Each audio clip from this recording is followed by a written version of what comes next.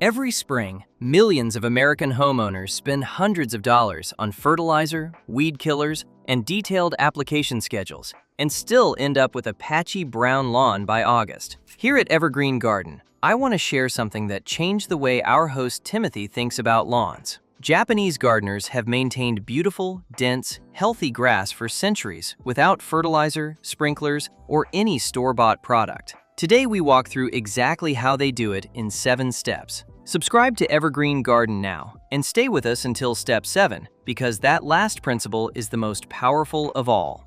1. Understand the Japanese lawn philosophy first. Before we get into specific plants and techniques, we need to talk about philosophy, because without understanding how Japanese gardeners approach a lawn, the individual steps that follow will not make complete sense. In traditional American lawn care, the entire approach is based on control. You spray for weeds, you apply fertilizer on a precise schedule, you water every day or every other day, you mow short for a clean appearance. You fight the lawn into looking the way a television commercial says it should look. The products exist because the lawn, left alone inside that system, keeps failing. So you buy more products. The cycle is designed to continue indefinitely. The Japanese approach begins from a completely different premise. It is rooted in a philosophy that Japanese farmer and philosopher Masanobu Fukuoka spent his entire career teaching. The goal of growing anything is not to control it. The goal is to understand what the soil naturally wants to do, and then to help it do that. Fukuoka developed his ideas while working as a plant scientist in Japan in the 1930s and 1940s, and he tested them on his own farm on the island of Shikoku for more than 50 years. His 1975 book, The One Straw Revolution, became one of the most influential natural farming books ever written, and the core idea is surprisingly simple. When you stop fighting a living plant system and start supporting what it naturally wants to do, it rewards you with a health and resilience that no purchased product can match. What this means for your lawn in practical terms is this. Every step we cover today is about reducing your intervention, not replacing one product with another. You are not switching from synthetic fertilizer to organic fertilizer. You are building a living lawn system that no longer needs fertilizer at all. You are not replacing one watering routine with a different one. You are building a root system that no longer needs your sprinklers. That distinction is everything. Keep it in mind as we go.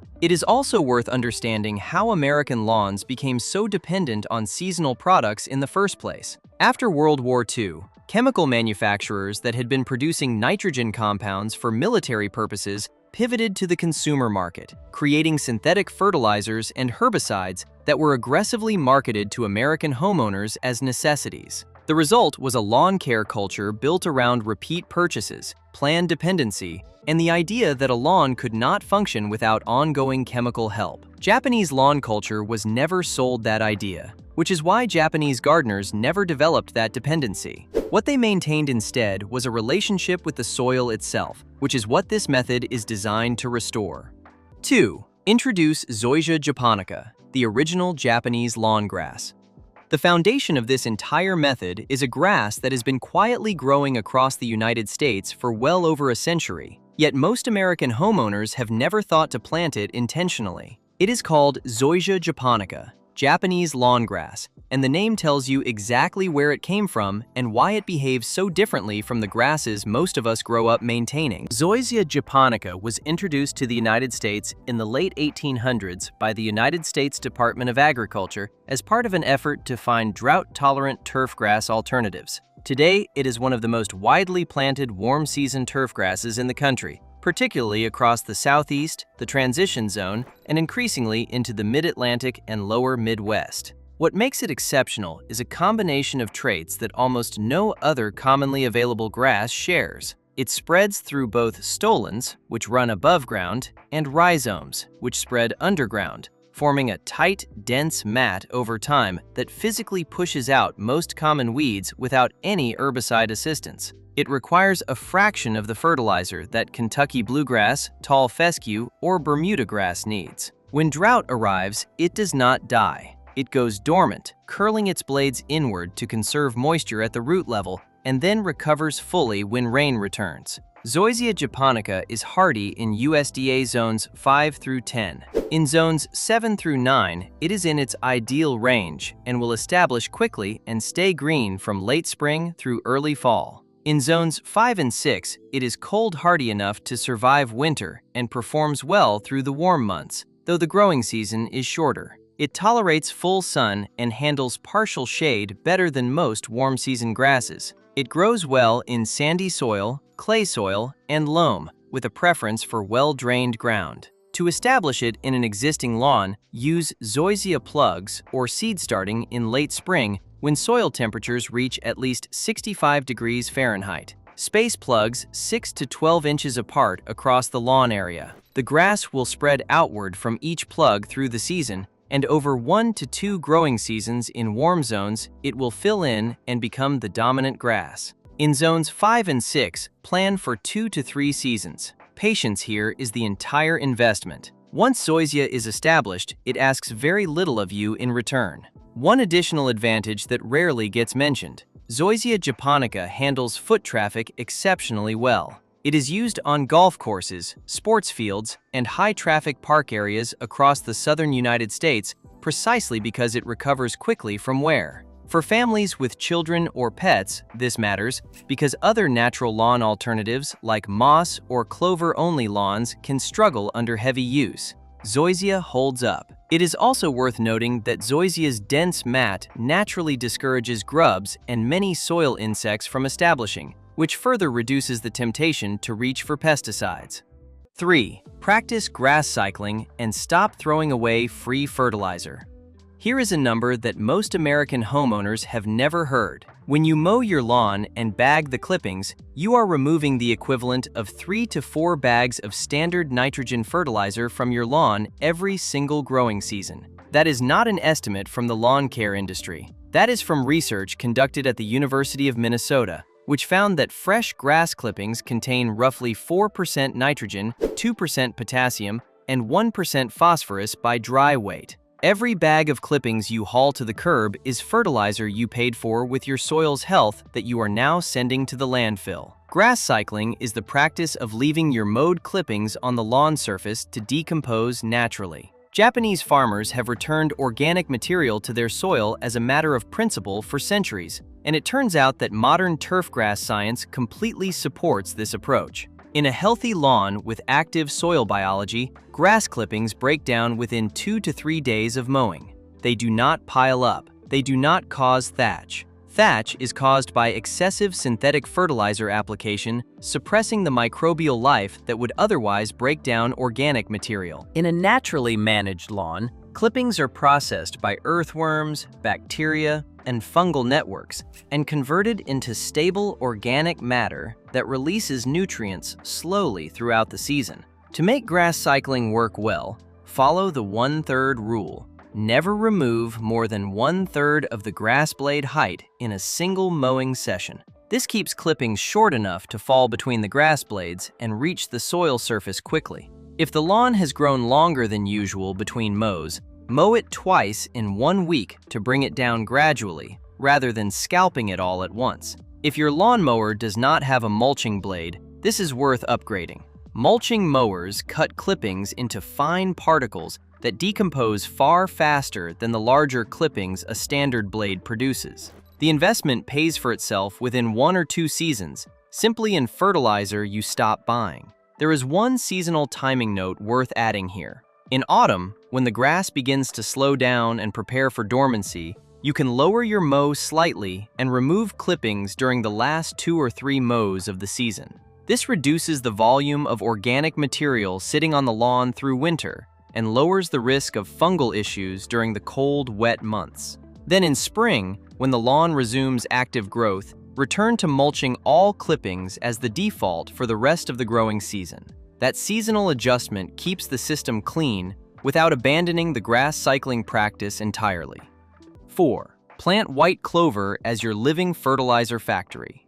Masanobu Fukuoka planted white clover in every field, garden, and patch of ground he managed throughout his entire farming career. It was not decoration, and it was not a compromise. It was deliberate, because Fukuoka understood something that American lawn culture had been systematically forgetting since the 1950s. Clover is nitrogen. White clover, Trifolium repens, is what botanists call a nitrogen-fixing legume. Its roots form a partnership with naturally occurring soil bacteria called rhizobia, and together they pull nitrogen gas directly from the air and convert it into a form that plant roots can absorb. In practical terms, clover growing in your lawn is constantly depositing free nitrogen into the soil around its roots. Every grass plant near a clover plant benefits from this. A lawn with 10 to 20% clover cover fertilizes itself continuously through the growing season, without you adding anything from a bag. Before World War II, clover was a standard component of American lawn seed mixes. After the war, chemical companies began marketing broadleaf herbicides that also killed clover, and so clover was reclassified as a weed to sell more product. Millions of American homeowners spent decades killing what was previously considered a valuable and beneficial part of a healthy lawn. White clover grows in USDA zones 3 through 10, covering virtually every lawn in the continental United States. For a lawn with lower foot traffic or where you want less bee activity, microclover is a selectively bred variety with leaves about 1/3 the size of standard clover. It blends into grass visually, flowers less abundantly, and provides the same nitrogen-fixing benefit. To establish either type, broadcast seed over your existing lawn in early spring or early fall, when soil temperatures are between 50 and 65 degrees. Rough the surface with a rake and water once. A seeding rate of 2 to 3 ounces per 1,000 square feet is appropriate for a 10 to 20% clover coverage goal, which is enough to provide meaningful nitrogen fixation without the lawn feeling like a pure clover planting. Clover germinates within 10 to 14 days and establishes fully within a month. One safety note worth mentioning: white clover flowers attract honeybees and bumblebees throughout the bloom season. If children play barefoot on your lawn, or if anyone in your household has a bee sting allergy, consider using microclover, which blooms far less, or reserving the clover-seeded areas for parts of the lawn that see less foot traffic. It is worth pausing on why clover disappeared from American lawns in the first place, because the story is instructive. Before the early 1950s, white clover was a standard ingredient in every commercial grass seed mix sold in the United States. It was considered a sign of a healthy, well-managed lawn. Then, chemical companies developed selective broadleaf herbicides designed to kill dandelions. Clover is also a broadleaf plant, and it was killed by these same products. Rather than reformulate the herbicide, the industry began marketing clover itself as a weed. Within a decade, American homeowners were spending money to eliminate the plant that had previously been providing them with free nitrogen for generations. The Japanese method, working outside that marketing cycle, never reclassified clover as a problem. 5. Retrain your lawn to live without sprinklers.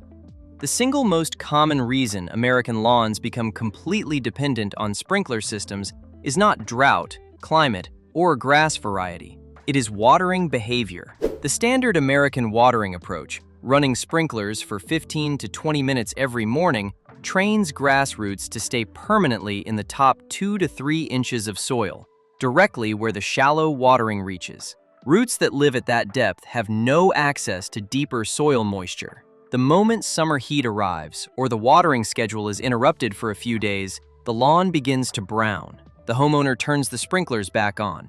The roots never go deeper. The cycle continues every summer without end. Japanese lawn philosophy approaches this completely differently. The technique is called deep and infrequent watering, and its purpose is not to keep the surface wet. Its purpose is to push roots as deep into the soil as possible so they can find their own water. When you water once a week, but run the water slowly for 45 minutes to an hour, you move moisture down 8 to 12 inches below the surface. Grass roots follow moisture downward.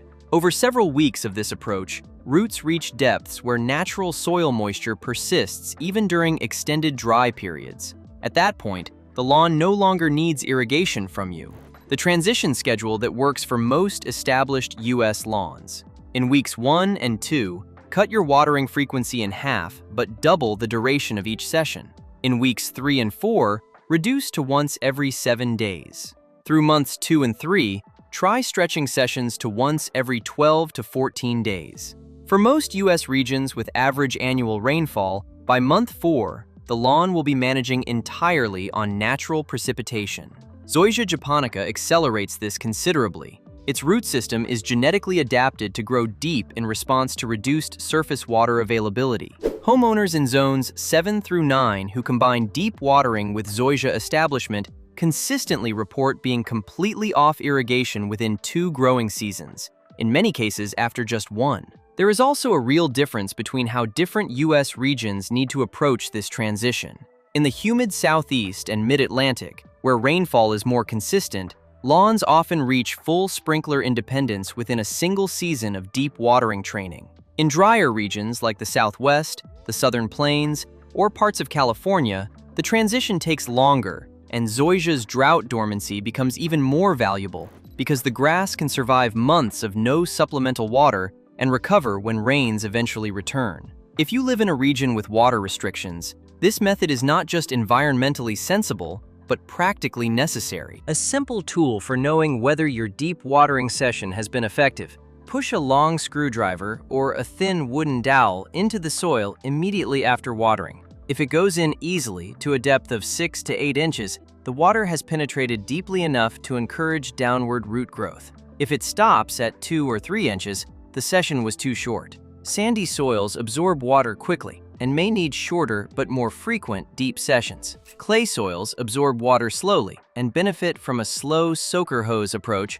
rather than a fast sprinkler that causes runoff before absorption. Knowing your soil type will help you calibrate this step more accurately from the start. 6. Raise your mower height and let grass shade the soil.